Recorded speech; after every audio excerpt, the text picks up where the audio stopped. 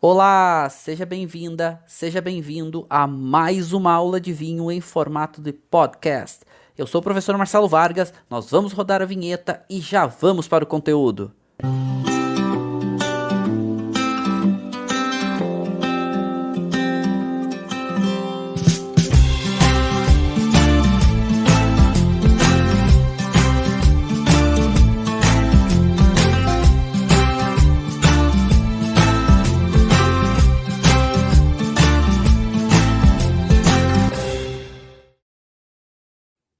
Então sejam muitíssimos bem-vindos ao professor Marcelo Vargas. Estamos começando uma aula muito especial, desbravando a região de Toro, uma denominação de origem espanhola, com uva Tempranillo, fazendo vinhos muito bons. E estou falando para vocês que são alguns dos melhores vinhos espanhóis, mas com preços muito interessantes. Por que tem preços interessantes, Marcelo?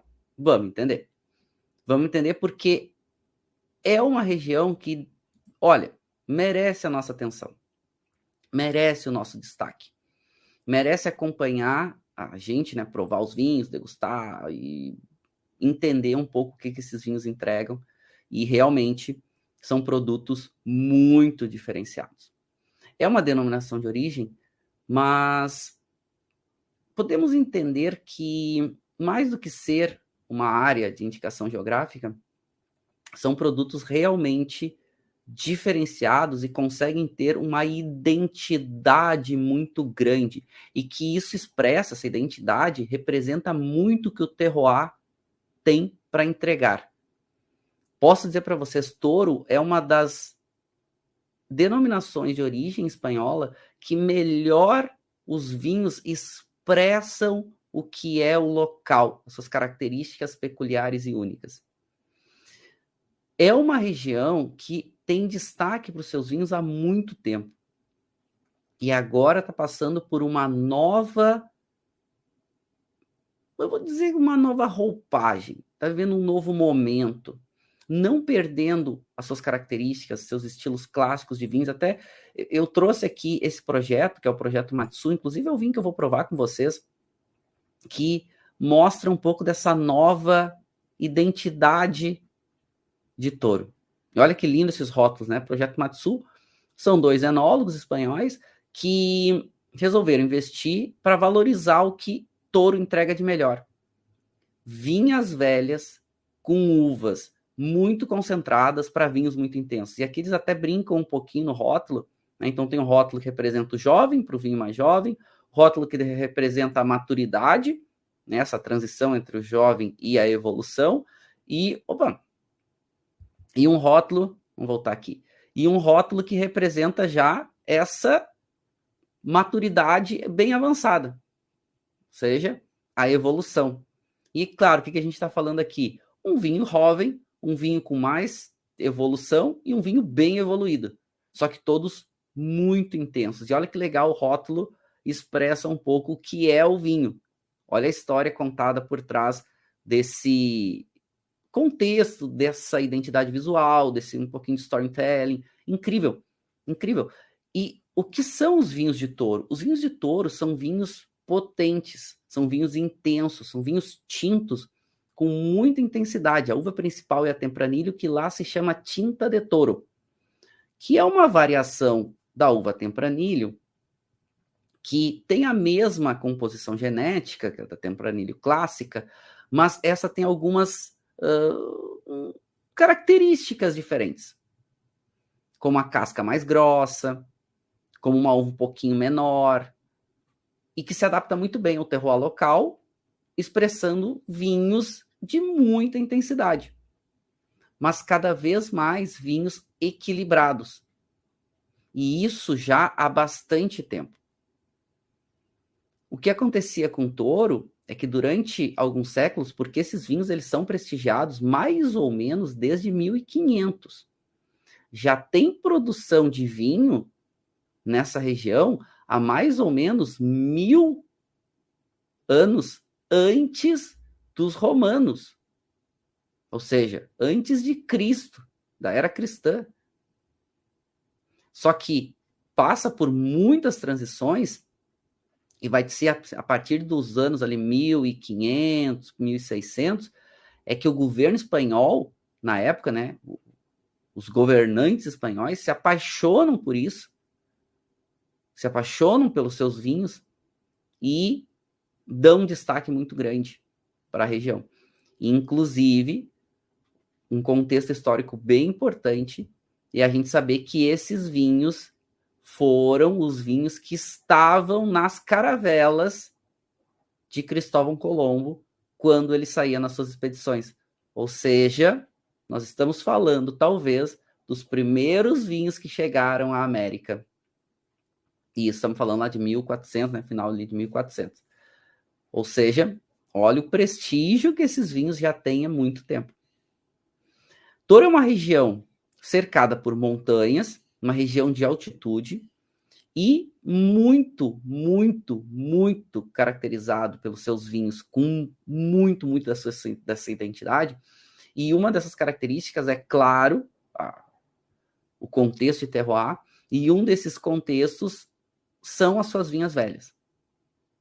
E aqui a gente está vendo, né, vinhedos com uma idade bem avançada, ou seja, a gente está vendo aqui o quanto esses vinhos têm um tempo aqui, nessas videiras, né, tem um tempo aqui, até pela essa parte lenhosa, essa parte de madeira aqui antiga da videira, muito, né, muito desenvolvida. Então, aqui tem videiras que tem literalmente aqui muitas décadas.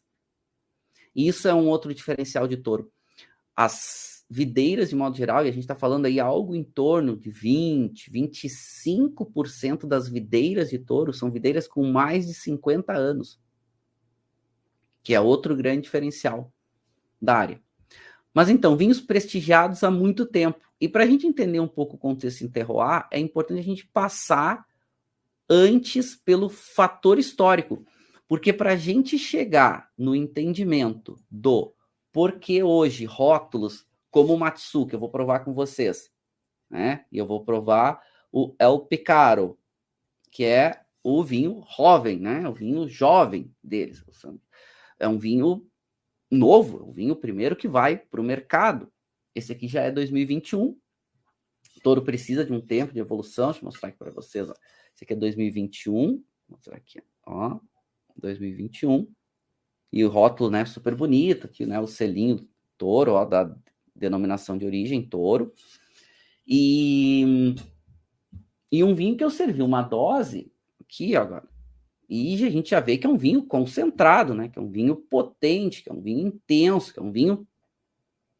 E eu vou degustar com vocês ele daqui a pouquinho e aromaticamente o vinho tem uma explosão de aromas incrível. Esse é o outro diferencial de Touro. Os vinhos são um pouco mais aromáticos, eles são intensos em boca, mas eles também são intensos em aromas. Normalmente esses aromas primários e secundários muito destacados. E aqui um primário muito evidente. Muita fruta madura, aquela nota daquele... Tem um toquezinho de mirtilo maduro, tem um toque de uma framboesa muito madura e extremamente apetitoso, né? Assim, chega a estar salivando para provar esse vinho. Vou provar com vocês ele daqui a pouquinho. Mas para a gente chegar nesse entendimento, e claro, vou explicar os fatores de terroir e como que os vinhos conseguem ter essa consistência tão elevada, é bastante interessante a gente passar por esse contexto histórico, aonde, desde antes dos romanos, a gente tem as videiras implementadas e bem valorizadas, mas vai ser na Idade Média, ali em torno de 1400, 1500, que esses vinhos vão ganhar um prestígio muito grande, porque esses vinhos, eles acabam se tornando protegidos da monarquia espanhola. E os vinhos preferidos da monarquia espanhola. E vamos dizer que essa proteção, essa preferência de toda a corte pelos vinhos da região de Touro tinha um motivo, porque os vinhos eram muito bons. E isso faz com que o próprio Cristóvão Colombo goste muito desses vinhos e escolha esses vinhos para serem levados nas expedições. Mas também tinha um outro motivo. É que esses vinhos, eles eram vinhos que aguentavam as expedições. enquanto outros vinhos não aguentavam, não eram tão bons. Por que esses vinhos aguentavam? Porque eram vinhos muito concentrados, com muita cor, muita extração fenólica, vinhos que tinham também muito álcool, que é um conservante natural, ou seja, os vinhos não iam estragando, na verdade, eles se preservavam muito mais. E claro, com o passar do tempo, conforme tinha uma evolução desses vinhos, eles até ficavam melhores. Então, Cristóvão Colombo levava esses vinhos, que era algo importante para as viagens, durante essas expedições, inclusive, né, quando procurava ali novos acessos à Índia e tudo mais, acabou chegando na América e depois fez várias expedições aqui à América. Touro vai passar por vários processos importantes, né, como região, mas alguns são muito significativos, uma região que ficou com bastante destaque. E depois vai ter um outro ponto muito importante, que é no século XIX, estamos falando aí de final de 1800, que é quando a filoxera ataca as regiões francesas, que eram áreas muito importantes, Bordeaux e outras, e as regiões aqui da França, como um todo, elas ficam impactadas, não só Bordeaux. E as regiões um pouco mais para o sul, que são as regiões espanholas, elas sofrem menos, demoram mais para serem atacadas pela filoxera, e Touro é uma região que não foi atacada pela filoxera, ou muito pouco atacada. E isso vai muito pela sua composição de solo, que predomina solos arenosos. E a filoxera não gosta de solo arenoso. Então, o Touro conseguiu manter uma produção constante e regular, e quando a filoxera ataca as regiões francesas e elas perdem prestígio, elas perdem principalmente vinho, né? Não tinha vinho para mandar para fora. A França tem um baque muito grande, mas a Espanha tem uma ascensão. Então as regiões, e aí se desenvolvem muitas regiões, dentre elas Rioja, que já tinha um prestígio, mas aí explode, Ribeira del Duero e Touro. E Touro, então, aproveita isso, produz bastante vinho e manda muito vinho para fora e ganha um prestígio bastante importante. Bom, depois a gente vai ter alguns problemas, mas Touro, principalmente, a partir de 30, dos anos 30, da década de 30, começa a trabalhar para ter a sua indicação geográfica reconhecida. Então, ali de 1932 e 1933 é quando Touro vai ganhar o reconhecimento como indicação geográfica.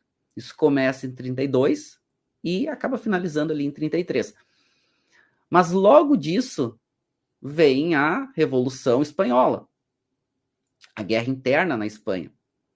E Touro, que estava num momento de ascensão novamente muito grande, vai ter um baque muito importante. Acaba que a denominação de origem aprovada à época não ganha toda a sua conotação, toda a sua...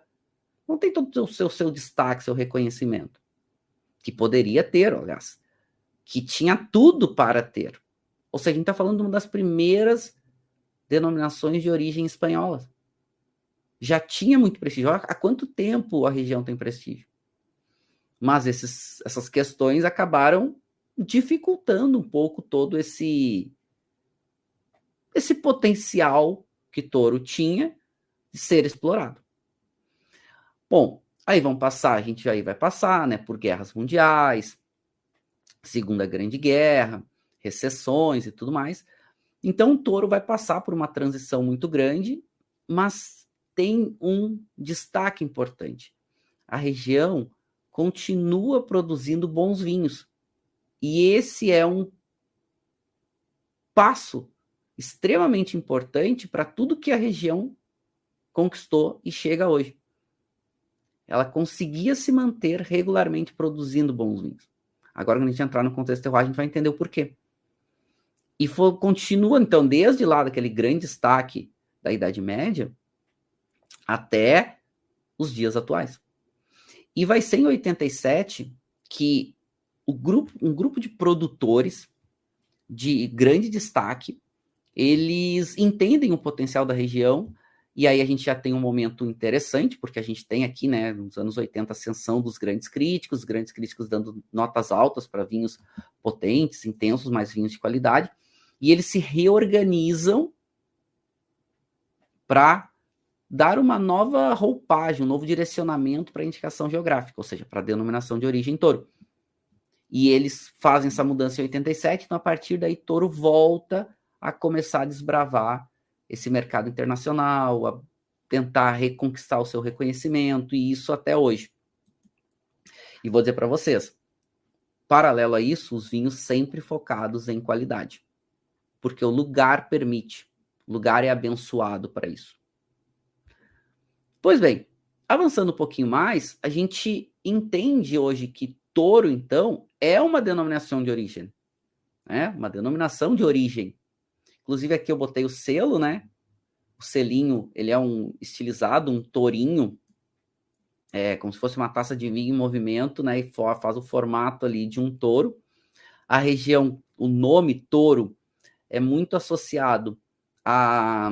Tem algumas histórias, né? Tem algumas lendas que contam sobre isso, mas o que provavelmente aconteça é, tem uma antiga estátua bem no centro da cidade, que é esculpida em pedra, e que provavelmente foi, né, criada pelos povos pré-romanos. Então a gente tá aí, tem uma estátua literalmente aí com milênios, e que é no formato de um touro. E aí o vilarejo ele ficou conhecido como Vilarejo do Touro, e se tornou, né, o nome, então herdou ou absorveu o nome Toro como um grande destaque. E a gente pegar a pirâmide dos vinhos de indicação geográfica espanhola, a gente vai ver que Toro, então, é uma denominação de origem, e que hoje é uma denominação de origem que tem, né, 63 vinícolas classificadas dentro da denominação, ou seja, que podem produzir os vinhos com o selo denominação de origem Toro, mas com uma peculiaridade. Porque a região, na verdade, ela é uma região onde o que predomina são pequenos produtores familiares que têm ali seus poucos hectares e passam isso de geração para geração. Por isso a questão das vinhas velhas. Por isso que não foram arrancadas essas vinhas quando a gente teve essa transição ali, né, dos anos 80, começo dos anos 90, que aconteceu em boa parte da Europa, onde se arrancava videiras velhas para trazer videiras mais produtivas, né? Isso nos anos 70 também vai ter um fenômeno, né? Final dos anos 70, anos 80, até ali alguma coisinha dos anos 90, onde se arrancavam as videiras antigas, que produzem volumes menores, para se implantar ou reimplantar videiras mais produtivas de maior volume. Só que isso a gente sabe hoje que foi terrível, porque se queria volume, não se queria qualidade. Toro, por ser, de modo geral, propriedade de pequenos agricultores familiares, eles não fizeram isso. E esses pequenos agricultores, eles acabam, né, fornecendo as uvas para essas vinícolas, e essas vinícolas vão, então, produzir os vinhos de modo geral. Não chega a ser um modelo de cooperativa, mas uma venda direta, e essas vinícolas, elas, de modo geral, são boas vinícolas, e mais do que isso, os produtores, eles cuidam daquela terra e daquele vinhedo com muita paixão. Então, as uvas têm também muita qualidade. Por isso que a gente já está falando de uma região muito peculiar. Uma região com muita, já posso dizer assim, muitas características direcionadas para a qualidade. O que pode se produzir hoje na região de Toro ou na denominação de Toro, porque é o que nos interessa aqui. Pode-se produzir vinhos brancos, e normalmente são vinhos brancos aí um pouquinho mais intensos. Pode-se produzir vinhos rosés e pode-se produzir vinhos tintos. Qual é o grande destaque? Os vinhos tintos, sem sombra nenhuma de dúvida. E nós estamos falando aí de mais de 90% de toda a produção da denominação Toro são vinhos tintos. Mais de 90%. São algumas uvas autorizadas. A mais destacada é a tinta de Toro, Tempranillo, mas a Garnacha também é uma uva importante das tintas. A gente já dá uma olhada nisso. Mas hoje, mesmo com a ascensão dos vinhos rosés, e eles fazem alguns vinhos rosés, inclusive usam bastante a Garnacha, principalmente os vinhedos mais novos de Garnacha para fazer vinhos rosés, não é o que acende para Toro. Toro continua mantendo a sua essência dos vinhos tintos intensos, dos vinhos tintos concentrados, dos vinhos tintos potentes. Mas para entender um pouquinho da região, a gente precisa passar pelas características de terroir, né? Os conceitos de influência geográfica que levam as uvas a ter aquelas características e os produtores explorarem, né? Os enólogos explorarem esses perfis. Então, onde a gente está?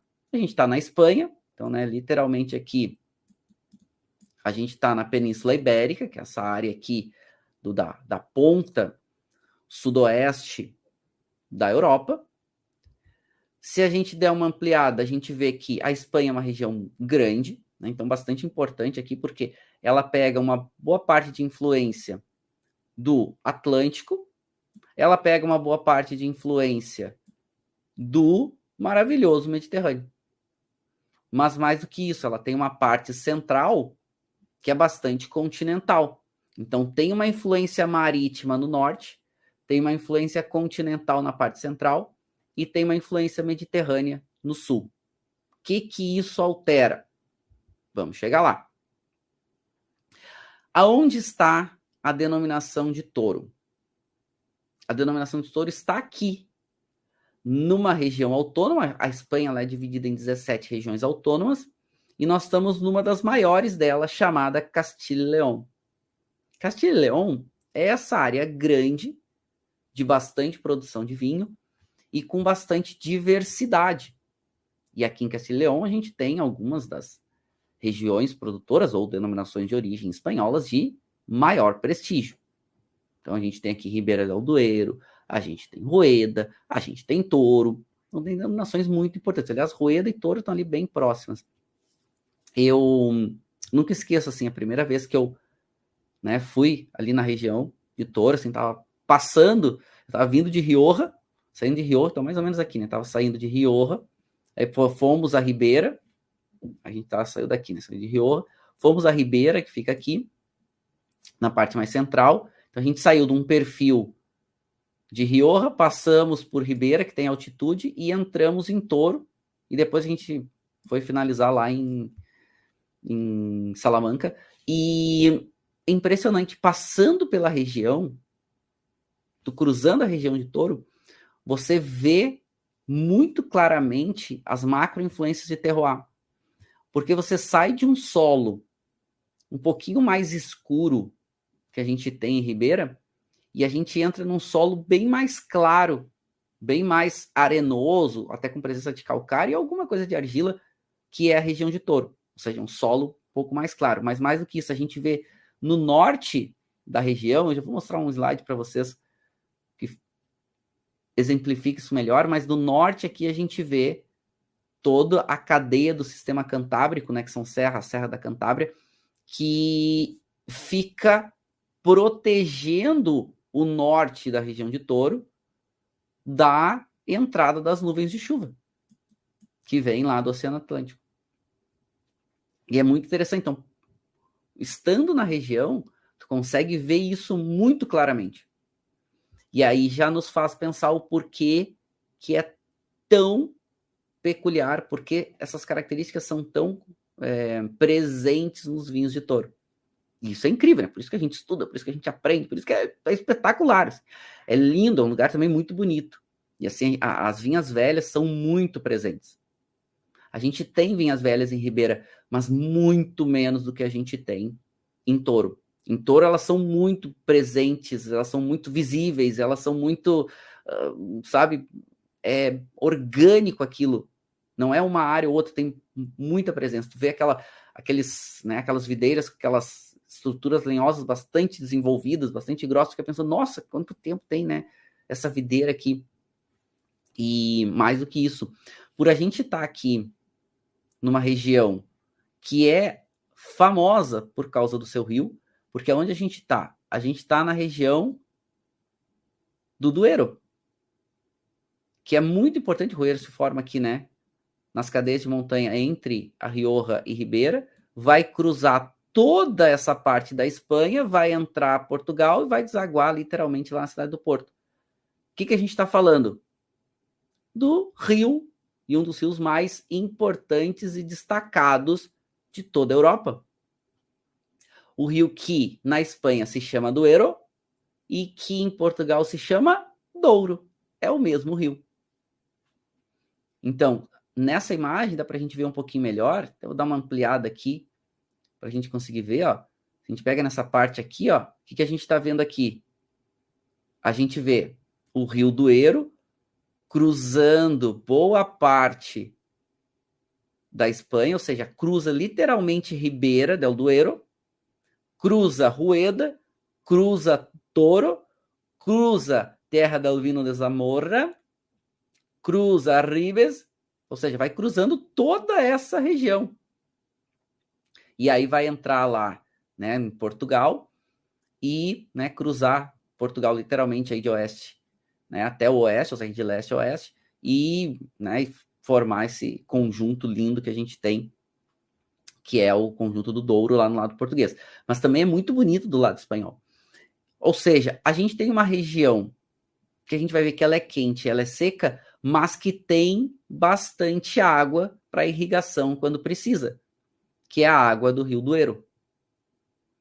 E percebam que Toro está exatamente no meio entre outras duas denominações de origem espanhola, que é Rueda e Terra del Vino de Zamora. Mas Toro é a que consegue ter a sua peculiaridade, a sua identidade muito mais aflorada. Ok, Rueda com seus vinhos brancos também, sim, mas Toro consegue expressar muito bem o que o terroir permite. E eles exploram isso há bastante tempo. O que acontece hoje nessa nova linguagem de Toro e por que ela de novo volta a ter prestígio, destaque e reconhecimento? Porque a gente está vendo, assim, a partir dos anos 2000, 2010 principalmente, novos produtores vindo para cá, mas mais do que isso, produtores que já estão aqui estabelecidos, mudando um pouco a sua ideia de vinificação, mudando o seu conceito. Ok, vinhos potentes e intensos, mas tentando deixar esses vinhos um pouco mais frescos, mas ainda com potência e intensidade. O vinho que eu vou provar com vocês, ele é um vinho que, aromaticamente, ele tem o caráter da fruta madura bem presente, bem intensa, bem marcada, aquela fruta com toques de sobrematuração. Mas, aromaticamente, ainda tem um perfil muito gostoso de algo mais fresco. Fruta fresca, madura. Então não é aquela fruta mais ácida, né? É bastante madura. Mas tem um toque gostoso, assim, essa framboesa bastante madura, ela é gostosa, ela é suculenta, mas tu sente que ela não tem toda aquela sobrematuração. Em boca,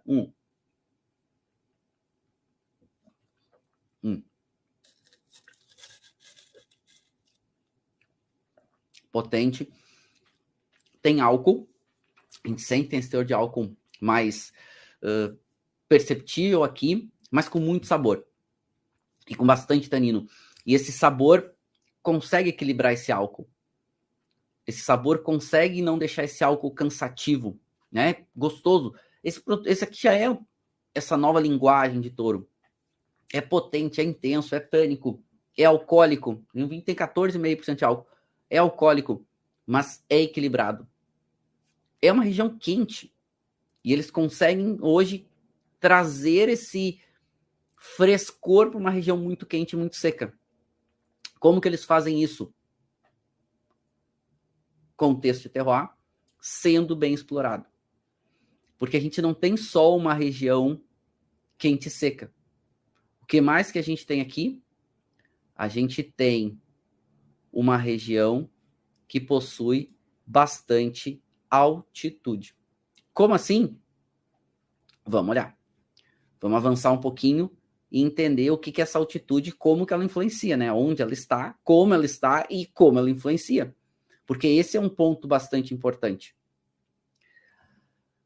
Aproximando um pouco mais e olhando a região de Toro, e a gente pode até aumentar aqui um pouquinho para ficar melhor a visualização, a gente está, então, no Vale do Rio Douro, a mais ou menos aí 60, 70 quilômetros da fronteira portuguesa, ou seja, a gente está muito próximo de Portugal, e a gente está muito próximo do quê?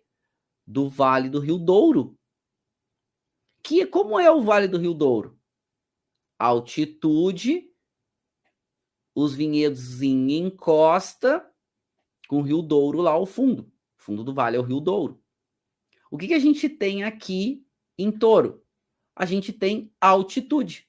Só que não são aqueles penhascos como a gente tem no Douro. O que a gente tem aqui? Altitude, mas áreas um pouquinho mais planas.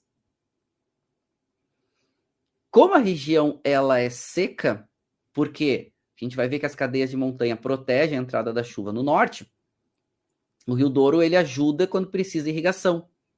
Mas muitas vezes, a maioria das vezes, não precisa de irrigação. E esse é outro grande diferencial de Touro, os vinhedos secanos, porque o solo tem uma capacidade muito interessante de absorção de água. E essa água é muitas vezes retida em perfis de solo mais inferiores e a raiz da videira vai buscar essa água em perfis mais inferiores.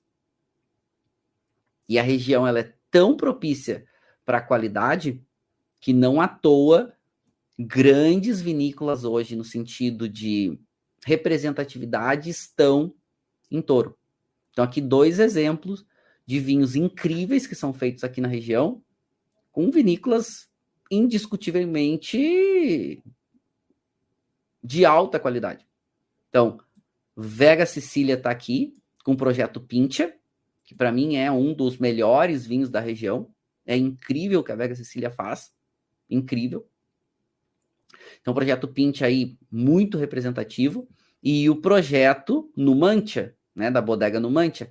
E a Bodega Numantia hoje, ela foi comprada pelo grupo LVMH, famoso grupo de vinhos finos, né, de alto luxo, não só vinhos, de maior destaque, um dos maiores destaques do mundo. O LVMH, né, o grupo famoso Louis Vuitton, Moet Hennessy. E, né, pô, que falar, né? Champagne, Veuve Clicquot, que falar de Moet Chandon, que falar de Krug, que falar, né, do grupo LVMH. E o grupo LVMH tem uma vinícola aqui, que é a vinícola Numantia, com vinhos incríveis também.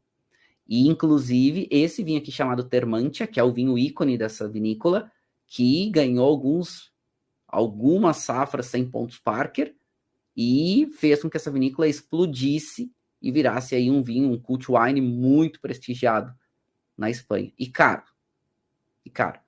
Tá, mas por que essas vinícolas estão aqui? Estou falando algumas, eu vou falar daqui a pouco do projeto Elísios, Michel Rolland, François Lurton, 2 dos maiores enólogos do mundo, explorando a região. E isso tem que ter um motivo, né? Qual é o motivo? A capacidade de gerar vinhos de altíssima qualidade. Se a gente pegar as influências e já entrando nesse contexto de terroir que permite ser tão interessante para vinhos, a gente já pensa num local com influência continental. Macroinfluência climática continental, continentalidade. O que faz? Invernos muito frios, verões muito quentes. Então, o inverno aqui faz menos 10 graus, neve, frio. E as videiras conseguem descansar muito bem. No verão, o que vai acontecer? Muito sol, muito calor. E as videiras, né, vão acelerar e favorece também muito maturação de uva. Como tem altitude, tem um pouco mais de amplitude térmica. Às noites, o frio chega rápido. Ou seja, final da tarde começa o sol se pôr, baixa as brisas frescas, começa a ficar fresco, começa a ficar friozinho. Beleza. Aí as videiras vão ter um ciclo de amadurecimento um pouco mais longo. Vinhas velhas, mais uma variedade chamada tinta de touro, muito concentrada e muito intensa. Casca grossa, longas maturações. Uva principal da região, e aí a gente está falando que ela representa os 70% dos vinhedos na denominação, é a tinta de touro. Tinta de touro é um sinônimo para tempranilho, mas com uma observação importante. É uma variedade tempranilho, mas com peculiaridades, com morfologias diferentes. Dentre elas, casca bem mais grossa, precisa de um ciclo de maturação um pouco maior e vai ter uma relação sólidos líquidos um pouco menor do que a gente tem na tempranilho tradicional. Um pouco menor em que sentido? Um pouco menos de líquido, um pouco mais de casca. E a casca é onde está o tanino, é onde estão muitos aromas e muitos sabores, é onde está a cor, é onde... E isso vai ser muito expresso nos vinhos de touro. Por isso que os vinhos de touro têm tanto tanino, têm tanta cor, têm tanto aroma, tanto sabor. Por causa da variedade, e essa variedade consegue maturar muito bem aqui. Depois, ainda nas uvas tintas, a segunda mais importante é a Garnacha. Inclusive, é o grande contraponto aqui. Inclusive, a gente tem aqui alguns vinhos de touro com a Garnacha, e até a Garnacha sendo protagonista, mas em menor volume. E o corte, né, tinta de touro, com Garnacha em alguns produtores. O grande destaque são os vinhos com a tinta de touro. Depois das brancas, a gente tem Verdejo, a gente tem Malvasia, Castelana, a gente tem Albino Real. Albino Real foi aprovado agora há pouco tempo, que é uma variedade que tem um pouco mais de acidez, inclusive tem um destaque bastante importante aqui em Ribeira, né? Tem um destaque aí em outros locais. É uma uva bem importante, está se tornando uma uva aqui no Vale do Douro como a branca talvez mais emblemática, né? Apesar que a gente tem a Verdejo muito bem, né? Tem aqui Rueda do ladinho aqui, né? Se mostrando muito bem com os vinhos brancos e tudo mais. Mas a produção de touro concentra em 93% de vinhos tintos. 7% aí a gente vai ter de uvas brancas. Lembrando que uma porcentagem das uvas tintas também vai fazer alguns vinhos rosés, mas sem muito volume, muito prestígio, tá? Então, o que foca aqui, grande destaque, então, são os vinhos tintos potentes e concentrados. E aqui a gente já vê também o sistema de condução clássico de touro e o solo clássico. Percebam que aqui as videiras ficam nesse sistema de arbusto, ou seja, não é em espaldeira, não é enlatada, é esse grande arbustinho aqui. Se precisar proteger elas um pouquinho do sol, eles protegem, mas não tem necessidade, uma vez que a noite é relativamente fria. E a gente tem o solo aqui, um solo um pouquinho mais claro e o solo mais arenoso. A gente vê aqui esse solo, né, que aqui a gente tem um pouquinho de argila também, tem provavelmente um pouquinho de calcário, claro, pela coloração, mas é um solo bem arenoso, e esse solo arenoso também é o que protege a região da filoxera, e esse solo arenoso é o grande diferencial para essas vinhas velhas aqui de touro há tanto tempo. Aqui tem um destaque, tá, gente? Bem importante. Esse projeto, eu tô provando com vocês, o Matsu, os vinhos mais evoluídos dele, eles são videiras que têm 100 anos. 100 anos. E são vinhos que chegam no Brasil, gente, videira com 100 anos, e chegam no Brasil aí na faixa dos esses vinhos, né, R$200, R$300. Então, poxa, videira de 100 anos em produção, com Garnacha.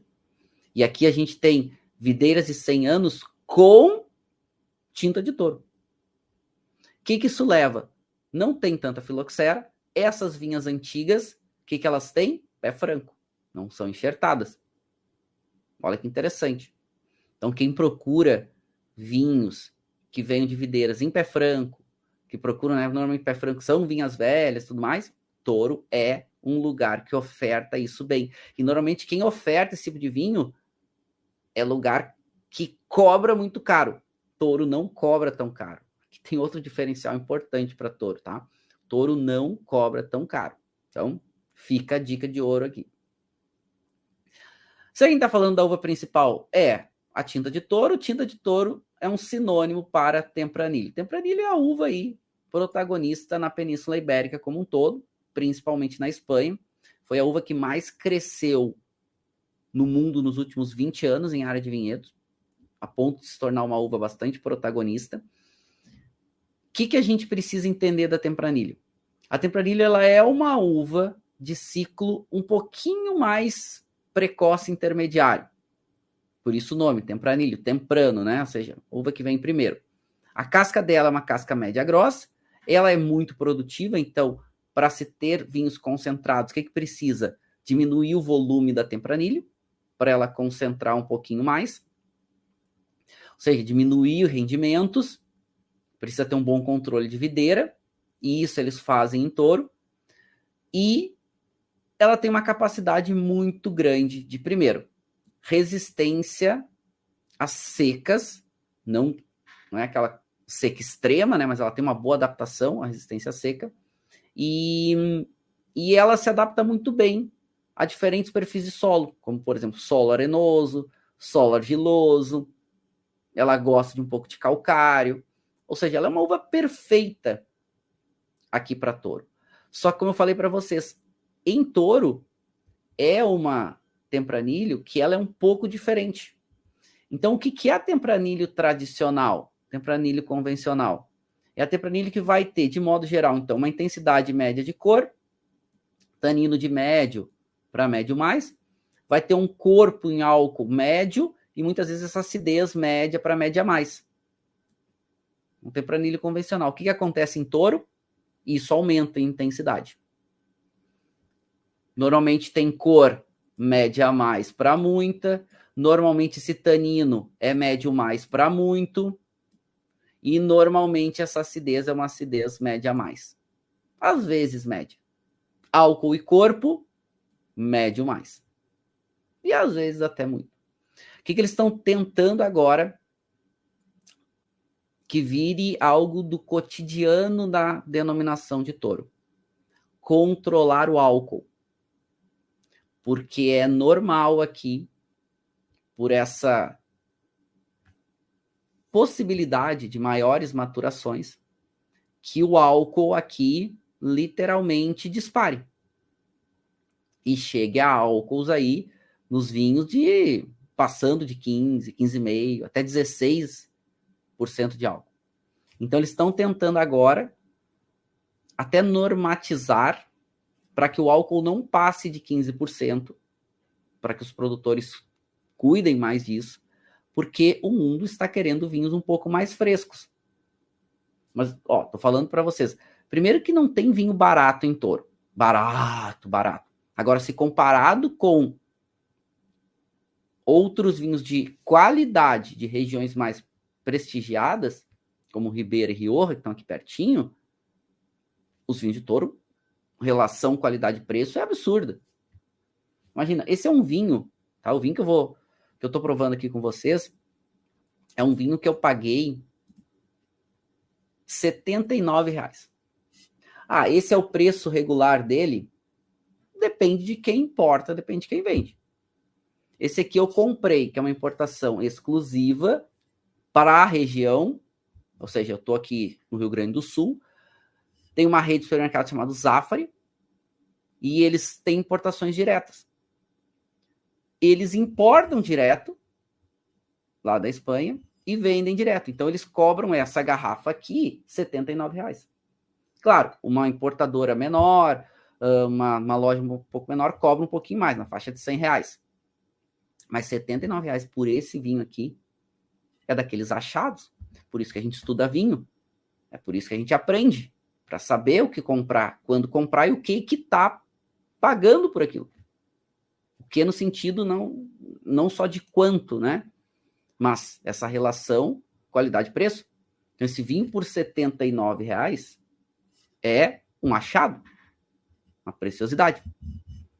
Porque ele entrega potência, ele entrega intensidade. Quem que eu recomendo que tome esses vinhos? Quem gosta de vinhos potentes, intensos, por exemplo, argentinos, né? Aqueles Malbecs mais concentrados, mais intensos. Aqui tem uma versão Velho Mundo que entrega algo nessa linha.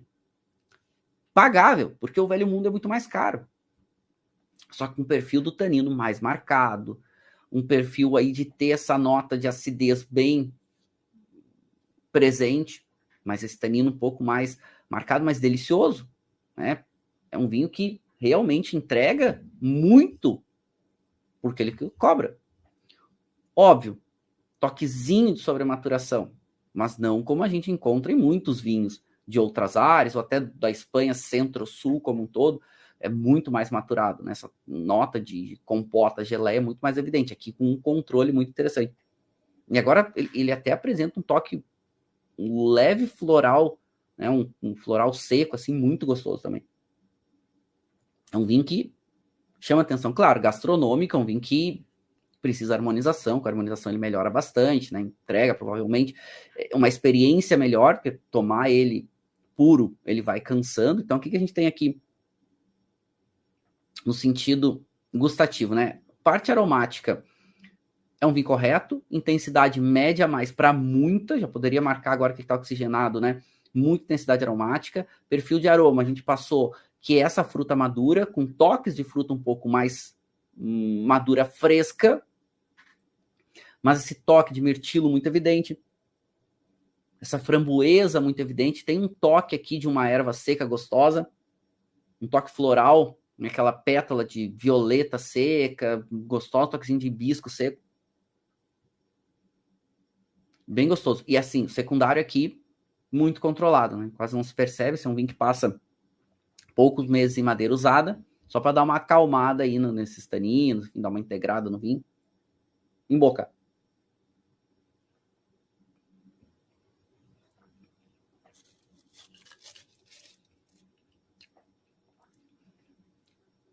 Ele é seco, tanino médio mais, mas bem interessante, uma textura média gostosa. Ele é um vinho que tem álcool médio mais, corpo dele até um corpo médio para médio mais, e acidez média. Então a acidez aqui, ela está até segurando bem o conjunto, mas né, um nível um pouquinho abaixo. Então é um vinho que, com uma proteína animal, com suculência, então uma carne grelhada, uma carne bastante suculenta, fica incrível. Um vinho que cresce muito para quem gosta, por exemplo, com churrasco, com assados. Olha, realmente incrível. Realmente incrível. E vale a pena. Vale a pena. Carne, gordura animal, principalmente carne vermelha, carne de gado, bastante suculenta, tá? Então, quente, gordura animal quente. Esse vinho realmente se destaca. Nível de qualidade, olha, ele é um vinho bom com algumas estrelinhas, tá? Ou seja, ele é bom, e tem umas estrelinhas a mais aí. Esse, então, é um Matsuki Toro, ó. E percebam o selinho. O que a gente tem aqui? Toro tinto. Mas não tem citação de criança, reserva ou gran reserva. Então, é o Toro, esse é o vinho só o tinto, que eles chamam de jovem. O que é o jovem? É o vinho jovem, o vinho que vai mais rápido para o mercado. E até a gente olhando aqui com um pouco mais de atenção, a gente entende isso. Então, os vinhos tintos de Touro, porque assim, eles podem produzir também os vinhos brancos e vinhos rosés. O branco e o rosé pode ter evolução, pode ter, né, maturação em madeira, envelhecimento em garrafa, pode ter evolução, tá? Não tem nenhum problema, pode deixar um tempo ele vir evoluir. Agora, só vai chamar e vai botar o selo da denominação de Touro Branco, né, que é o branco, ou rosado, que é o vinho rosé. Não vai ter essa classificação que tem nos tintos. Qual é a classificação dos tintos? Os tintos vai mudar o selinho quando ele é um tinto touro, como é o que eu estou provando, que é o jovem, não tem necessariamente uma necessidade de evolução em madeira, enfim, o produtor escolhe. Depois, ele vai para o criança. Criança aí já tem que ter, no mínimo, 24 meses de evolução, sendo no mínimo 6 em madeira. O vinho reserva, que é no mínimo 36 meses, com no mínimo 12 em madeira. E o vinho Gran Reserva, que é no mínimo 60 meses de evolução, sendo no mínimo 18 em madeira. Então, a classificação da Espanha, claro que cada denominação pode ter a sua variação. Aqui é a regra para touro. Os produtores muitas vezes deixam mais tempo. E às vezes até os produtores não classificam. Às vezes tem o tempo e eles não citam que é reserva, gran reserva. Às vezes eles só, né, deixam ficar o tempo lá que eles querem. Estão menos preocupados com ter no selo, que é reserva, gran reserva, mas isso aqui para o consumidor ajuda bastante. É claro, quanto maior a evolução do vinho, mais caro eles vão cobrar. Então, essa é uma proposta dos produtores como um todo. Inclusive, tem uma regra bem clara para isso, que facilita, né? Quando a gente vai comprar um vinho Toro criança, eu já sei que tem uma evolução. Ou comprar um vinho Toro reserva, gran reserva, eu sei que tem outra evolução. E é isso que eles querem. Inclusive, o selinho muda de cor, né? É igual ainda, tem um tourinho aqui, vai mudando a cor, enfim. E aí, quando é o jovem, que eles chamam, né? Que é o vinho da safra, o vinho que tem pouca passagem por madeira, ou às vezes não tem, enfim, Toro normalmente tem um pouquinho, tá? Eles só chamam de Toro tinto, como é o caso desse aqui, né? Esse vinho que eu tô provando com vocês, ó. O que a gente tem aqui, ó? Ó o selinho, ó. Toro, tá aqui, ó. Toro, tinto, aqui o tourinho, ó. Aqui o QR Code de rastreamento. Se fosse criança, ia estar escrito criança, reserva, reserva. Se fosse gran reserva, estaria escrito gran reserva. Isso é legal, ajuda o consumidor bastante, né? Esse direcionamento, esse entendimento do que é, suas características como um todo, né? Mas desse processo evolutivo. Ok, falando do contexto de terroir, ou avançando no contexto de terroir. Então, é um clima continental seco, os verões são bastante quentes, né? São bastante secos e quentes, bastante insolação, bastante quantidade de sol, né? E esse sol, estamos aí falando de quase 3.000 horas ano, isso é muito sol, ou seja, os verões são bastante ensolarados. Verão é o momento que tem a maturação da uva, e a chuva fica aí na faixa dos teus 300, 400 milímetros. Como chove um pouquinho mais no inverno, transição aí primavera, essa água vai muitas vezes ficar retida em perfis do solo mais baixos, a videira vai buscar essa água. E aí muitos, então, dos vinhedos aqui, além de serem vinhas velhas, são vinhas sem irrigação.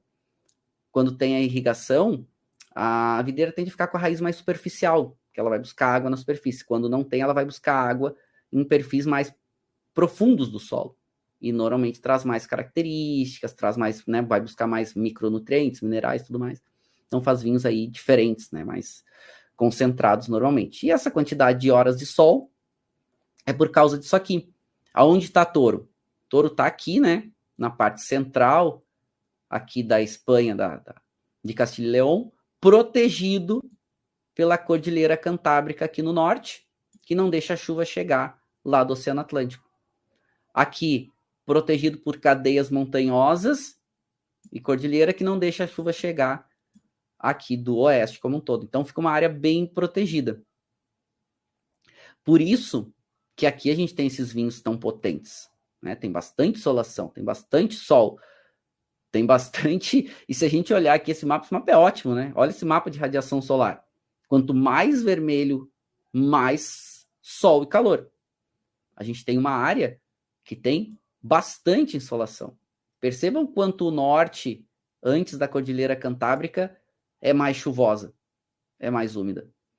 Só que o que consegue dar uma equilibrada nos vinhos de Toro é não ter esse calor tão constante, que eles conseguem quebrar um pouco isso com a amplitude térmica, porque a noite é um pouquinho mais fresca. Nós estamos em áreas de relevo, com uma altitude interessante. E se no verão a gente chega durante o dia aí passando dos 30 graus, percebam que a gente está na parte central da Espanha, mas a gente tem uma moderação de temperatura. A gente fica aí na faixa dos 30, 30 e poucos graus. Isso é quente? Claro que é quente. Mas não é como em outros lugares da Espanha, onde chega a 40, 40 e tantos graus. Já por causa dessa altitude maior. E olhando essa foto, a gente vê muito esse cenário dos vinhedos, né? Nem parece um vinhedo. Esses pequenos arbustinhos, muitas vezes eles dão uma espaçada nos arbustos para que a competição de água fique interessante, né? Porque se tu bota eles muito próximos, muitas vezes a água não é suficiente para todas as videiras, então eles se espalham um pouquinho mais, a videira consegue se desenvolver bem. Por isso a gente tem vinhos tão espetaculares. Então, invernos muito frios, verões bastante quentes, né? Mas com um bom desenvolvimento para um ciclo longo, conseguindo manter um frescor. Altitude média, algo em torno de 700 metros. As videiras elas estão implementadas de 620, olha, já parte de 620. Só para a gente ter uma referência, 600 metros é Serra Gaúcha. E vai até 870, mais ou menos. Uma média de 700, ou seja, é em altitude. A área de vinhedos, hoje cultivada, é algo em torno de 8 mil hectares, mas somente 5.500, próximo disso, né? 5.418 hoje pela citação da denominação, né? Do consórcio regulador, que estão classificados dentro da DO. Que o consórcio precisa autorizar o vinhedo para que ele produza dentro da DO, eles podem pedir o selo. Se não tiver classificado, para ter o vinhedo na área, não ganha o selo da denominação. Então, essa é a grande vantagem, né? Então, temperaturas quentes e secas durante o dia, à noite um pouco mais fresco, solo com uma boa drenagem, até tem algumas áreas até que tem presença de pedra, e esses vinhedos mais baixos, quando a pedra está muito presente no solo, também dá uma ajudada ali na maturação e tudo mais, né? Então, tem alguns pontos interessantes aqui que a gente pode também encontrar vinhos com uma maturação extra, uma sobrematuração, e até é comum na região encontrar isso. O que eles estão fazendo agora é cuidando para que esse teor alcoólico não dispare demais, fique um pouquinho mais controlado. Olha esse vinho aqui, Campo Elício, é um vinho espetacular, feito aqui em Toro por Michel Rolland e nada mais nada menos do que François Lurton. Olha isso, 2 dos maiores enólogos do mundo, 2 franceses incríveis, né? Fazendo vinhos em Bordeaux, né, os melhores chateaus de Bordeaux, e esses caras estão aqui com o vinhedo deles produzindo um vinho em Toro, para a gente entender o quanto essa região é predisposta a fazer vinhos de altíssima qualidade. E posso dizer para vocês, eu gosto muito dos vinhos de Toro. São vinhos que me instigam, são vinhos que me fazem querer tomar mais. E muitas vezes esses vinhos muito intensos, muito concentrados, eles cansam, né? Não nos cansam como um todo.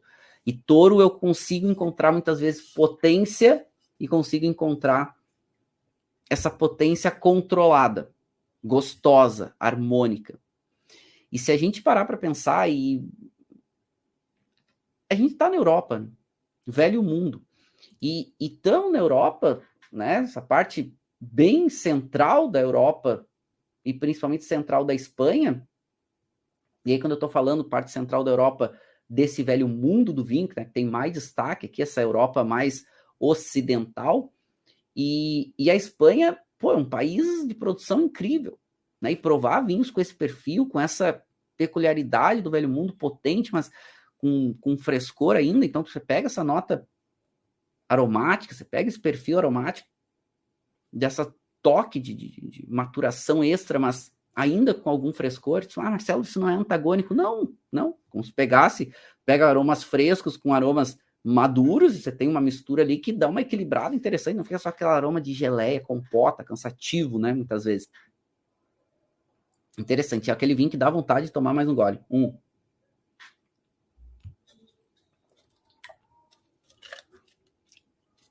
Dá vontade da gente provar, dá vontade de provar mais, tomar mais, assim, olha. Muito, muito interessante. É por isso que a gente estuda, né? Meninas e meninos, é por isso que a gente estuda, ó. Matsu, procurem, tá? Tem vários outros produtores, e passei alguns icônicos, alguns representativos, mas vale a pena procurar e provar os vinhos de Toro, principalmente para quem gosta de um pouco mais de intensidade, para quem gosta um pouco mais de potência, alguns dos vinhos mais interessantes hoje no mundo. E assim, ó, bem destacados. Por isso que a gente estuda. Adoro. Adorei nossa aula, adorei nossa passagem aqui por Toro, adorei entender com vocês essas peculiaridades de Toro. É uma região que faz um tempo que eu não vou, e em breve estou voltando para lá, para ver o que tem de novidades e o que está acontecendo, porque realmente vale a pena, tá? E com preços bem interessantes, principalmente para quem gosta de vinhos espanhóis e aqueles vinhos mais potentes e intensos. Bom, também adorei, foi muito legal e se preparem, porque temos muito a desbravar desse maravilhoso mundo dos vinhos. E provem os vinhos de Toro, né? Porque os vinhos de Toro aí são bem espetaculares, tá bom? Beijo, muito mais que especial. Deixa aquele brinde final.